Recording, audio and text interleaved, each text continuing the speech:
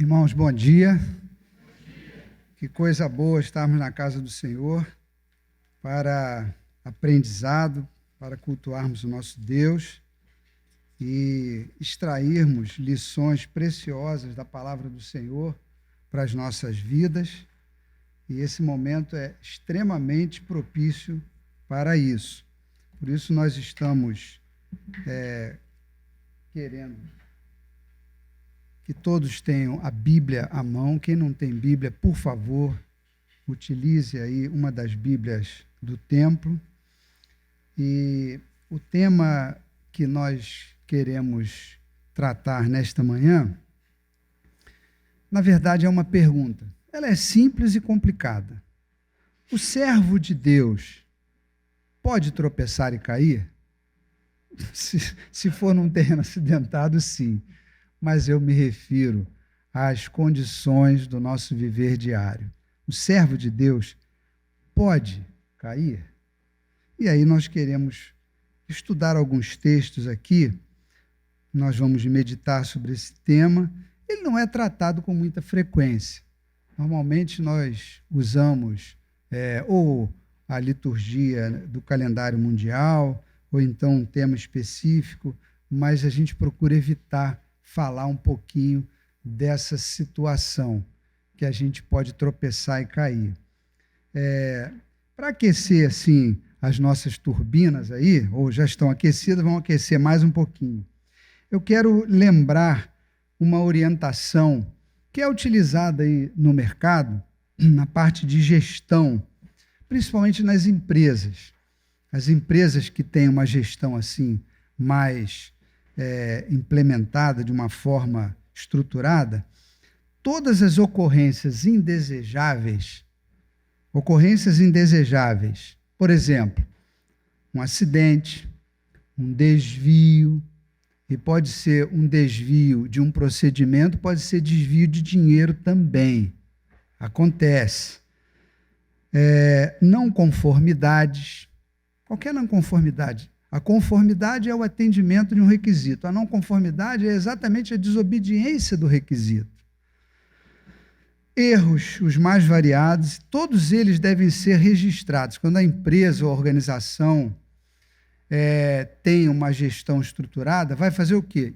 Identificou um problema, registra para não perder aquela memória e investiga e vai tentar fazer o quê? O tratamento daquele desvio com o objetivo. Qual o objetivo? O principal objetivo de trabalhar disso de uma forma estruturada é bloquear a repetição. Aconteceu um problema aqui no meu setor, triste, aborreceu todo mundo, ou uma pessoa se acidentou, teve uma lesão temporária, uma lesão permanente, ou a pessoa desviou um recurso, enfim, qualquer problema. A gente quer que aconteça de novo? Não. Ninguém quer que aconteça de novo. Então, vai tentar extrair todas as informações possíveis, investigando as causas, para quê? Para não acontecer de novo, bloquear aquela nova repetição. E aproveitando-se para extrair dessas ocorrências, um negócio que é conhecido aí, que são as lições aprendidas. Então, tendo utilizado essas informações assim do nosso vocabulário, vamos dizer assim, de gestão empresarial, o calendário litúrgico hoje, se você verificar no seu boletim, aqui na página 4, boletim, tem uma leitura hoje aí do dia de domingo. Aí lá no Evangelho de Lucas, eu vou usar como uma primeira referência de leitura o que está lá no Evangelho de Lucas, no capítulo 9, versículos de 51 a 62. Mas tem um versículo só que é o que vai nos dar o gancho dessa questão aí do desvio, né, do erro de conduta. Então, usando esse calendário, né, calendário litúrgico mundial, a leitura é a seguinte: E aconteceu que, ao se completarem os dias em que devia ele ser assunto ao céu, está falando de Jesus, manifestou no semblante a intrépida resolução de ir para Jerusalém e enviou mensageiros que o antecedessem. Indo eles, entraram numa aldeia de samaritanos para lhe preparar pousada. Mas não o receberam. Olha que absurdo. Esse pessoal que os samaritanos não quiseram receber.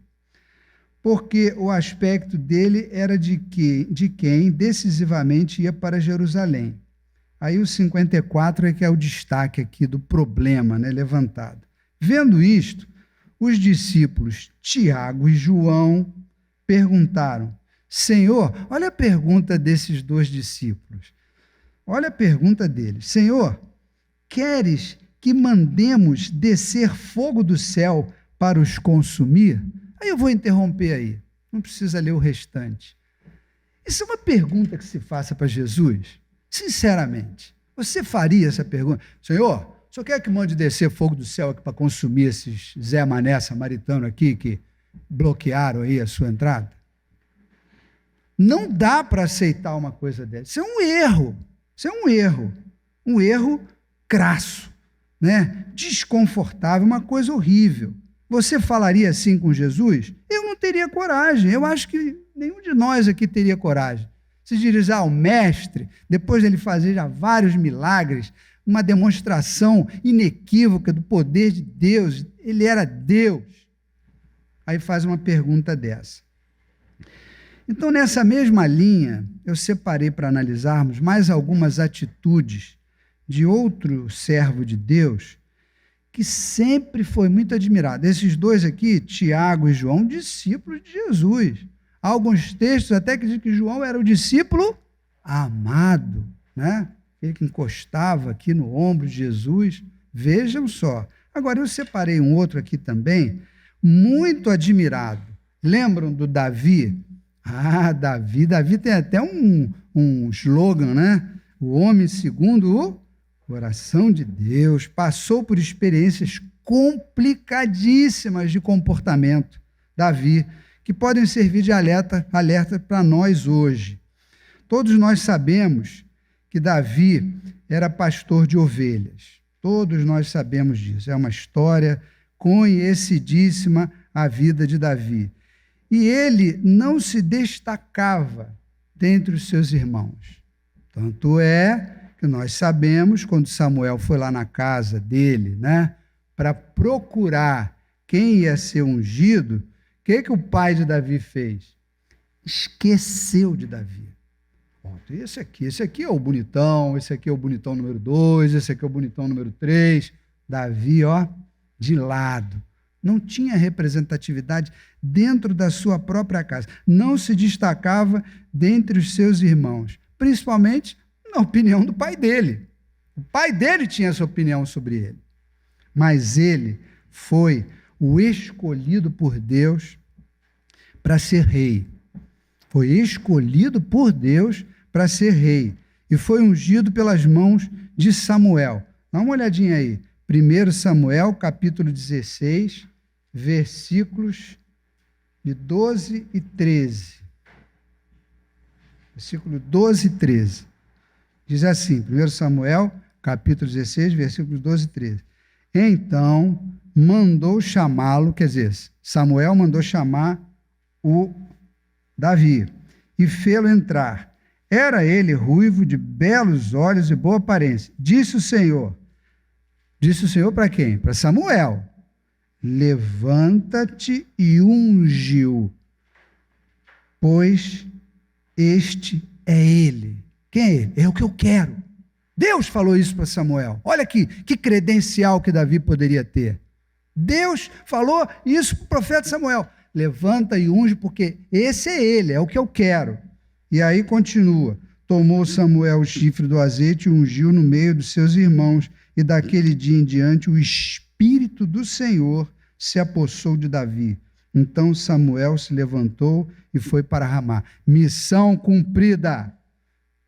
Ungiu o cara que Deus escolheu para ser rei. Foi ele que recebeu o comando de bênção de Deus para vencer Golias. Também. Lembram da história? É conhecidíssima. Se perguntar uma dessas crianças aqui, já sabe a história de Davi que venceu Golias com as 3 pedrinhas lá. É isso aí.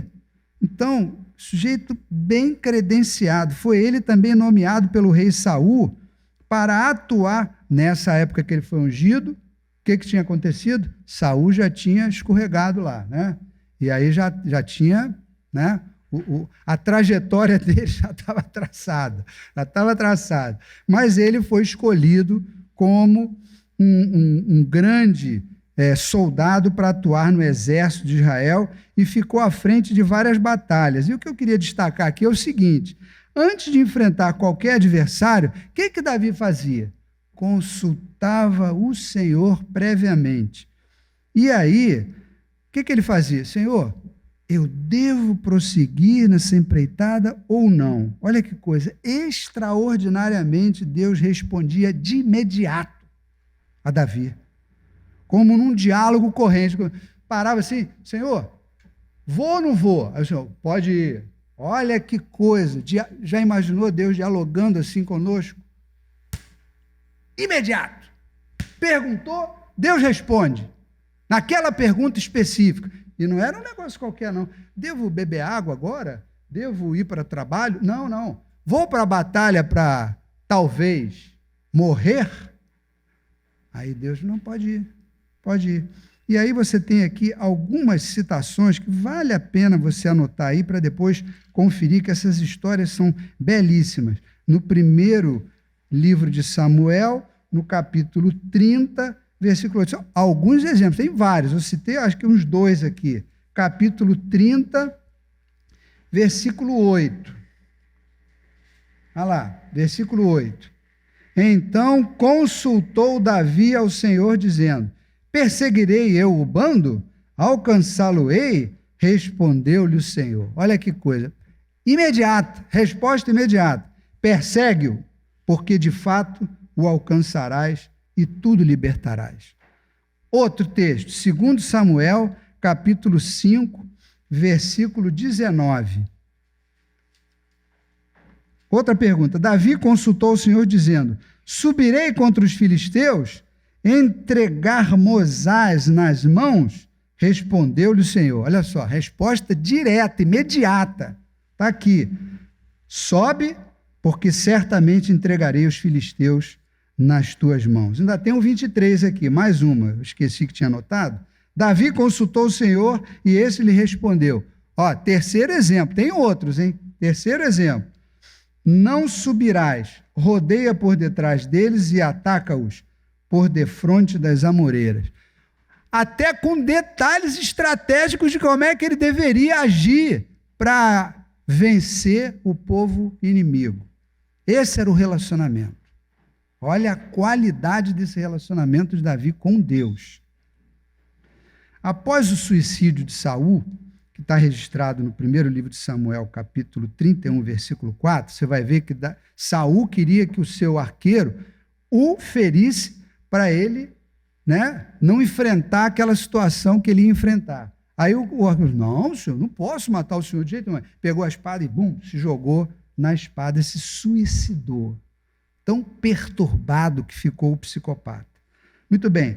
Na vida pessoal de Davi, por que eu citei Saul? Porque Davi depois começou o reinado, né? Ele se suicidou, aí Davi então pôde voltar. Ele era perseguido por Saul, pôde voltar e aí ele assumiu o reinado. Na vida pessoal, aí é que eu separei uns outros textos aqui que informam, por exemplo, alguns casamentos de Davi. Nós sabemos que a orientação do nosso Deus é que o casamento seja monogâmico. Nós sabemos isso. Mas nessa época o povo estava tão zureta, atrapalhado, que não levava em consideração. Então, o próprio servo do Senhor, esse servo do Senhor aqui, tá? Eu, pelo menos, consegui levantar aqui, pelo menos umas 6 esposas. Olha para isso. O filho dele, então, bateu todos os recordes. Está lá no Guinness até hoje. Ninguém conseguiu bater o recorde de Salomão, número de esposas. Mas olha aqui, ele tinha as seguintes mulheres. Aí eu peço a você para voltar no 1 Samuel, capítulo 18, versículo 27. Rapidamente nós vamos citar aqui quais eram as esposas de Samuel. A primeira delas foi a Mical. Eu falei de Samuel?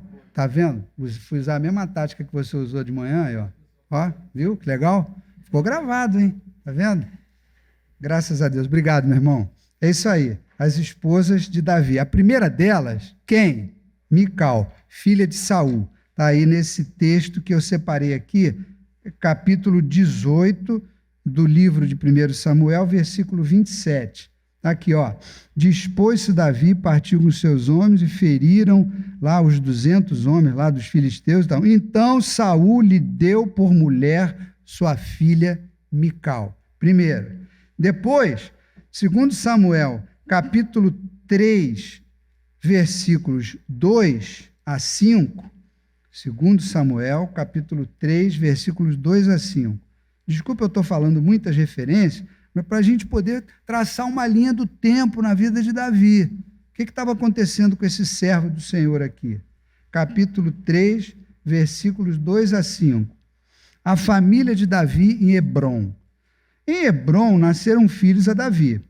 O primogênito foi Aminon, de Ainoã, a Jezreelita.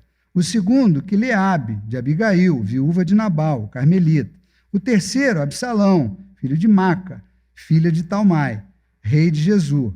O quarto, Adonias, filho de Agite. O quinto, Cefatias, filho de Abital. O sexto, Itreão, de Eglá, mulher de Davi. Estes nasceram a Davi em Hebrom. Muito bem, vocês perceberam que tinha um bocado de esposas do Davi, né? Ainoã, Abigail, Maca, Agite, Abital, Eglá e a primeira que foi a Mical. Mesmo com essas mulheres em casa, olha o que fez esse camarada, servo do Senhor. Infelizmente se descuidou e caiu em armadilhas. Após ser aclamado rei, ele cismou, deu uma psicose nele, cismou com uma coisa que estava engasgada e quis reassumir a sua primeira esposa, Mical. Não é possível. Como é que o camarada vai fazer um negócio desse? A mulher já estava casada com o seu segundo marido há algum tempo. Pega aí, 2 Samuel, capítulo 3, versículos de 13 a 16. E a tragédia que foi para o segundo marido da Mical. Olha só. Respondeu Davi: bem, eu farei aliança contigo, porém uma coisa eu exijo. O que estava acontecendo na cabeça do Davi numa hora dessa? Olha o que ele vai exigir. Quando vieres a mim, não verás a minha face se primeiro não trouxer a Mical, filha de Saul.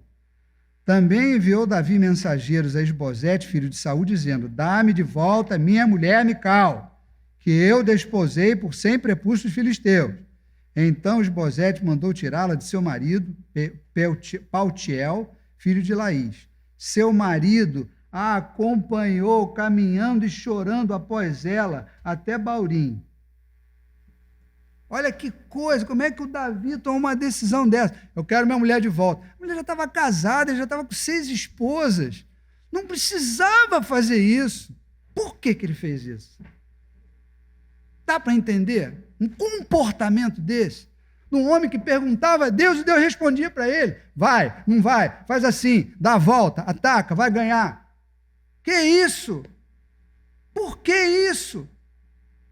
Está que nem a pergunta de Tiago e João. Quer que a gente desça fogo do céu, Senhor? Está comigo mesmo, hein? Deixa comigo que eu resolvo logo essa parada aqui. Pode? Não pode. Não dá. Não dá. Não dá para a gente imaginar uma coisa dessa, a você tomar uma decisão dessa. Acho que Davi não precisava fazer isso. Eu receio, nesse caso, que a moralidade de Davi destoou totalmente da história da sua vida de servo tão especial. A moralidade A moralidade da vida dele destoou da vida de servo. Passando um tempo, apareceu uma outra armadilha envolvendo a 8ª mulher. É uma história famosa, todo mundo já sabe essa história. Ela era casada com um general da tropa de elite de Davi.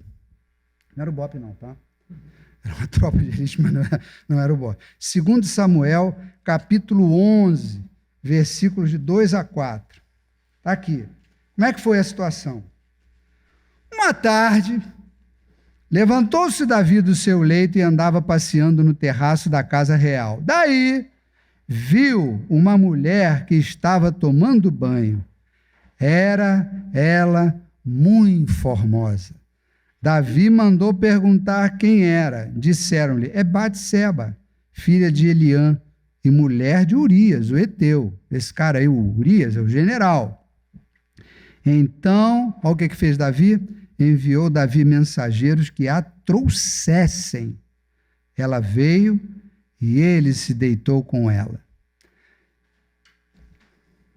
Não dá para entender um negócio desse. Não, até dá para entender, mas não dá para aceitar. O sujeito estava ali de bobeira no palácio, aí pronto, se descuidou. Acredito que alguns fatores contribuíram para essa queda de Davi. A mulher era formosa? Cláudia, a mulher era formosa? Muito formosa. Devia ser uma lindeza. Paciência, era do heteu. Ela apareceu nua? Provavelmente, estava tomando banho. Não me lembro de que tinha alguma tradição de tomar banho com roupa. Acho que não. Pelo menos o asseio não vai ser tão completo, né? Ela se ofereceu a Davi de propósito? Provavelmente não. Davi que mandou que a trouxessem para a casa dele.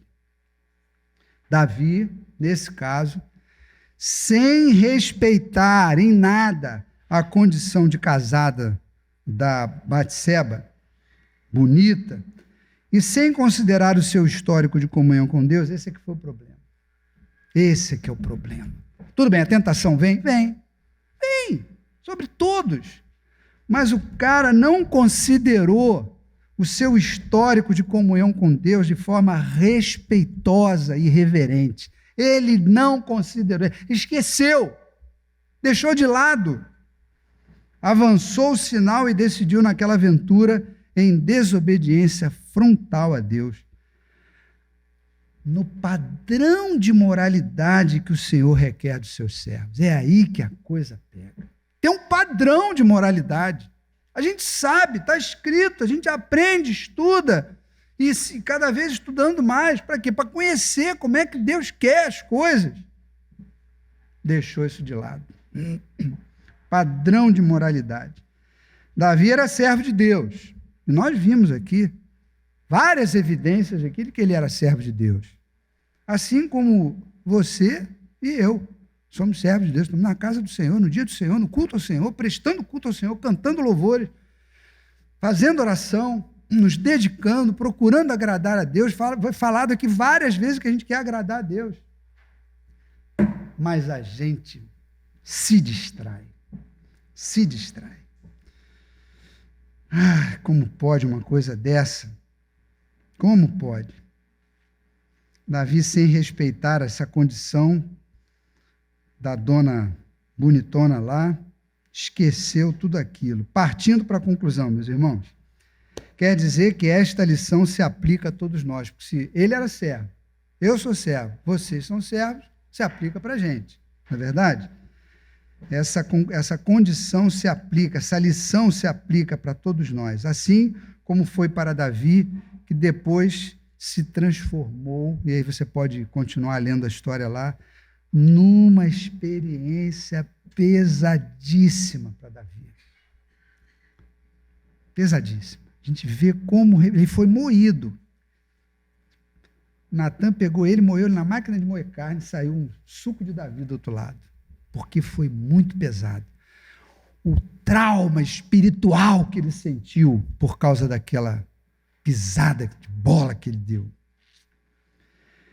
Então, irmãos, diante de tantos fatos e evidências que nós fizemos agora aqui um mosaico, o que nós podemos supor que levou Davi momentaneamente a mudar a sua conduta? Davi tinha uma conduta. Quando ele chegou lá para enfrentar o Golias, o que ele falou? Quem é esse incircunciso aí que quer desafiar o exército do Senhor? Ele tinha uma conduta diante de Deus. E ele desprezou os valores e as prioridades da sua vida espiritual. O que pode ter levado? Seria, talvez fosse, não sei, crise financeira? Eu acho que não. Você era o rei, um reinado próspero, recebia a grana de todos os outros reinados, porque invadiu, e todo mundo partia continência para ele. Não era crise financeira. Seria crise no trabalho? Acho que não. Cheio de servos para lá e para cá, exército, tudo maravilhoso. Não podia ser crise no trabalho. Seria crise nos casamentos? As esposas eram briguentas ou frígidas? Eu acho que não. Eu acho que não era esse o problema. Podia ter levado o Davi a esquecer os seus conceitos de serviço ao nosso Deus. Seria crise na igreja? O que você acha, Cláudio? Crise na igreja? Acho que não, ele é o rei. Assim com Natan e ele e Natan, né? Tanto é que Natan depois, olha, conversa aí, poxa, contou aquele episódio lá do cara que tinha ovelhinha, o outro mandou pegar tudo, aí ele falou, eu vou matar esse cara. Não, esse cara é você, Davi. Então ele tinha um relacionamento ali com o profeta. Agora, o que vocês acham? Poderia ser uma crise na vida de fé? Eu estou inclinado a achar que foi isso.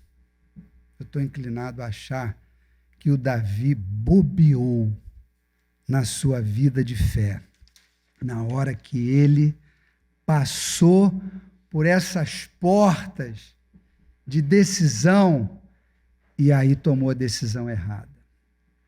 A vida de fé, ela foi deixada um pouquinho de lado. Como que Davi poderia explicar essas doideiras, sendo um servo de Deus outrora tão admirado? Uma coisa eu tenho certeza, irmãos, nós estamos expostos aos mesmos dardos que foram atirados contra Davi. Todos nós, independente da idade. E que são atirados contra os servos de Deus hoje também.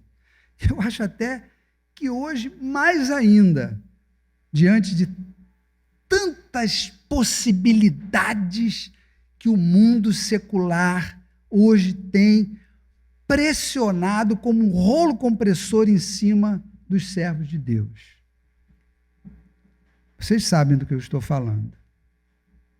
Eu não preciso descer em detalhes aqui para saber quantas coisas o nosso adversário tem utilizado para nos pressionar e nos empurrar para desagradar e desrespeitar o nosso Deus. Devemos, por isso, lembrar sempre da exortação feita. Aí você pega a primeira carta de Paulo aos Coríntios, o capítulo 10, no versículo 11 e 12. Primeira carta de Paulo aos Coríntios, no capítulo 10. É conhecidíssimo esse texto. Esse texto muita gente usa até, às vezes, para espetar o companheiro. Para espetar o companheiro. Aqui, olha. Estas coisas lhes sobrevieram como exemplos e foram escritas para advertência nossa, para nós sermos advertidos. De nós, outros sobre quem os fins dos séculos têm chegado. Aquele, pois, que pensa estar em pé, veja que não caia. Olha que exortação essa de Paulo. Conclusão, irmãos, para a gente não se estender muito. Providências práticas e preventivas. A situação de Davi né, a gente percebeu que ele cometeu lá os deslizes e tal, depois ele saiu corrigindo. Aqui na hora da confissão, o Cláudio externou muito bem aqui a questão. Senhor, eu errei. Agora eu saquei que realmente eu errei, te desagradei. Aí se apresenta diante de Deus, confessando, com o coração arrependido e tal, e se for uma situação de desavença, um relacionamento interpessoal, vai lá, pede desculpa à pessoa, para depois trazer a oferta. É isso que está escrito na Bíblia, né? É isso que deve acontecer. Mas, qual é a diferença? A diferença é que você foi corrigir uma situação. Aqui nós estamos querendo ver como é que está antes. Vamos ser preventivos. Aproveitar que diz Paulo aqui, vamos usar isso aqui como uma advertência para nós mesmos, para preventivamente usar a lição aprendida para a gente poder evitar esses tropeços. Devemos estar o tempo todo espertos e vigilantes e suplicar ao Senhor a assistência do Espírito do Senhor nas nossas fraquezas. Nós já estamos convictos que nós temos fraquezas. E rogar que o Senhor não nos deixe cair em tentação, igual está escrito na oração. Daqui a pouco nós vamos orar, a oração que o Senhor nos ensinou. Vamos orar exatamente isso, Senhor, não nos deixes cair em tentação. Por quê? Porque elas vêm. Coisas que nos farão cair em ciladas, ou poderão nos fazer cair em ciladas de ilusões, com um potencial enorme de entristecermos o nosso Deus amado e desobedecermos, contrariamente aos requisitos da moralidade que o Senhor Deus requer de nós. Devemos nos humilhar e suplicar ao Senhor em oração permanente que nos livre do mal. É outra parte da nossa, da oração que o Senhor Jesus nos ensinou. Nos livre do mal e das investidas perversas do adversário contra a nossa carreira de fé. A nossa carreira de fé, ela é assediada tenazmente pelo adversário. É verdade que Davi tomou as providências, como já citei, de forma corretiva, depois da sucessão de loucuras que ocorreram e o péssimo testemunho que eu imagino. Você citou ainda agora aqui uma situação que houve, que teve que reunir lá o Tribunal do Sínodo. Você acha que criou um certo alvoroço lá na referida comunidade? Será que as pessoas ficaram tristes? Claro! Lógico! Isso arrebenta com a vida de fé das pessoas. Um mau testemunho, uma coisa horrível, que não ajuda em nada na carreira de fé, na santificação, na melhoria que nós devemos apresentar na nossa santificação diante de Deus. Imagina o estrago que isso aqui fez na vida do povo de Israel, por causa dessas loucuras de Davi. Servo do Senhor. Se distraiu. Aí o adversário só mandando dardos inflamados em cima dele. No início eu citei a técnica da lição aprendida por abrangência. Vocês devem estar lembrados. Logo no início. Falei até que é para esquentar as turbinas. Que consiste em utilizarmos a experiência indesejável que outra pessoa teve para aplicarmos de forma preventiva na nossa vida todos os cuidados necessários para que não ocorra conosco, nem comigo, nem com você. Queremos ver isso longe, esses problemas, essas coisas, isso tudo arrasa com a vida da pessoa e com a vida de quem cerca a gente, pessoas que nos amam.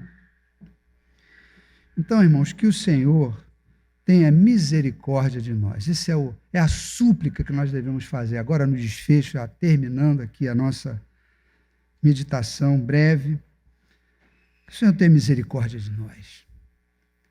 A nossa vida pessoal, só nós sabemos o que se passa na nossa vida pessoal.